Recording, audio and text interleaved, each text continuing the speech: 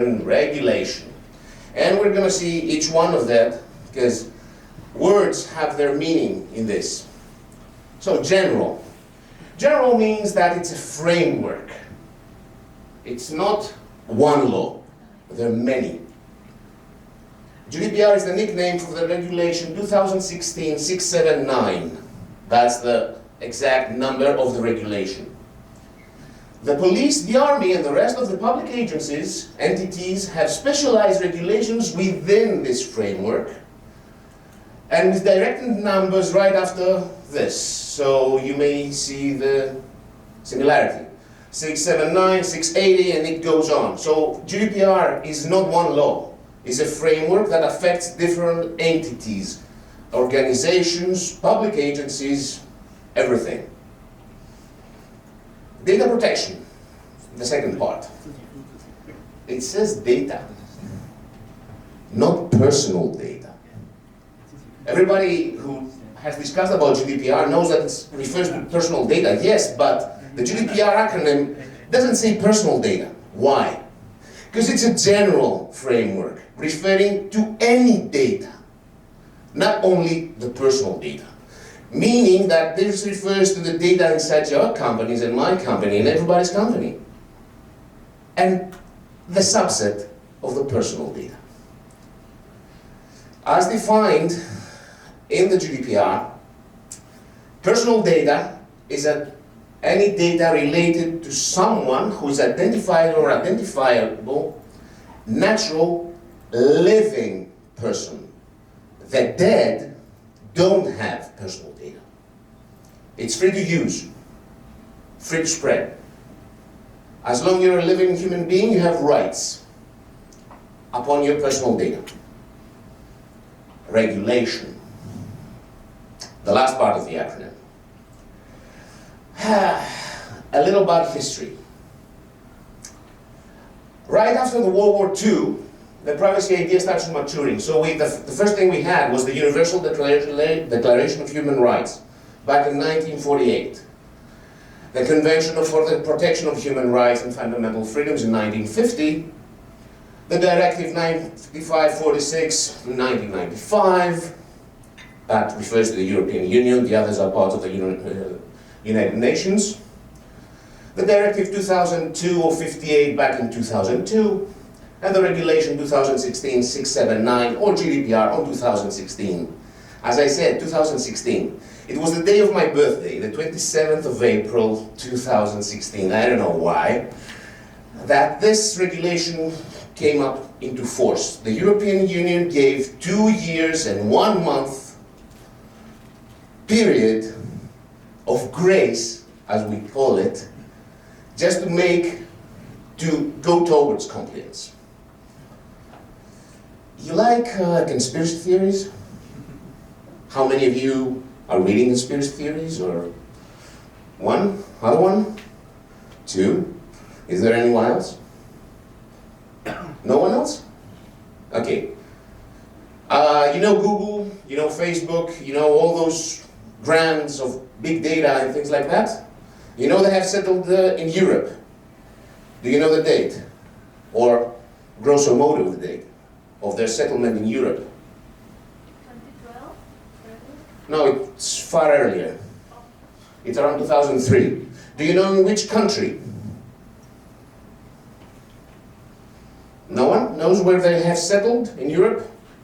Where they have their headquarters? Ireland. Why? You know why? Fiscal reasons and taxation is one part, but there are other paradises, taxation paradises in Europe, such as Malta. Okay, it's outside of the European Union, but Cyprus is always good, so only 20% fixed. There's other reasons as well. It's this one. That's the pre-ancestor of GDPR. And it's a directive. It's not a regulation. Directives are directives, and they're not laws. They're directives given to countries belonging to the EU with the directions to put down a law. Ireland was the only country didn't vote for that. And it changed everything. So, the evolution, it was a declaration, became a convention, turned into a directive, and finally became a regulation, which means law. Tough word. Tough when it comes to fees. 4% of your company's global revenue, or 20 million euro, whichever is greater, when you don't respect that law. And it does not affect just Europe. This law, this regulation, imposes new rules on any of those companies, government agencies, non-profit and other organizations that have to do with selling or services or products to EU residents. Watch the word. It's not citizens. It says residents. You know that Europe has a huge problem with immigration? People coming from Syria, passing by through Greece or Italy or Mauritania back to Europe. They're considered passing bys and they have the same rights just because they're living for a while. No matter where all the above companies are settled in the world, regardless of the size or their industry, as long as they have at least one EU customer. What is this GDPR defending? It is defending data subject rights, their access to their personal data. I have the right, according to GDPR, to rectify my data at any time. I have the right to be forgotten. I have the right to tell Google, forget me, as long as I don't have a payment pending. I can ask the restriction of processing. I have the right to be informed regarding what data this corporation or organization has for me. I have the right to port my data to another organization similar to that. It's rather common changing telecommunications providers. So you may jump from one another at the end of your contract. This is called data portability.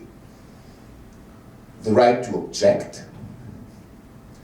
And last but not least, the right not to be subject to a decision made solely on automated processing.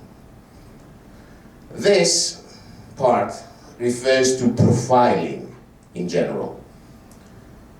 How Google sends you ads, you know that? It's based on what you search on Google. If you go, for example, and look for the new iPhone X, next time you go on Facebook or wherever you are, you're gonna get Google ads or similar ads by Facebook referring to this phone.